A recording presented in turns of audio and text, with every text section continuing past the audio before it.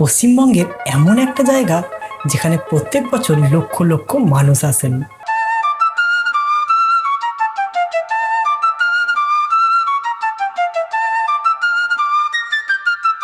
কিন্তু খুব কম মানুষই জানেন এই সমুদ্র সৈকতের ইতিহাস। প্রায় 250 বছরেরও বেশি পুরানো।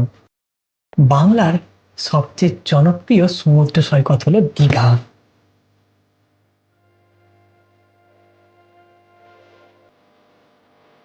কিন্তু জানেন কি, একসময় এই জায়গার নাম ছিল বীরকুল। 18 শতকে ব্রিটিশ শাসকরা প্রথম এই সমুদ্র তটের সৌন্দর্যে মুগ্ধ হন। 1780 সালে British governor general William Hastings দীঘাকে ব্রিথেন অফ দ্য ইস্ট বলে উল্লেখ করেছিলেন।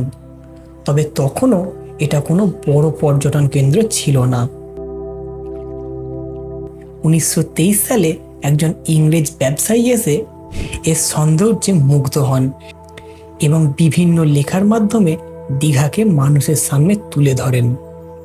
স্বাধীনতার পর পশ্চিমবঙ্গের মুখ্যমন্ত্রী বিধানচন্দ্র রায় দীঘাকে একটি আধুনিক সমুদ্র পর্যটন কেন্দ্র হিসেবে গড়ে তোলার উদ্যোগ নেন। ঠিক তারপর থেকেই হোটেল, রাস্তা এবং পর্যটন অবকাঠামোর দ্রুত উন্নয়ন শুরু হয়।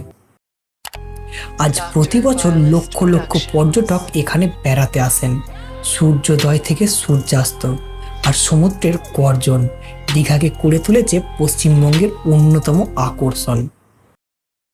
এমন অজানা তথ্য এবং ইতিহাস জানতে অবশ্যই আমাকে ফলো করুন।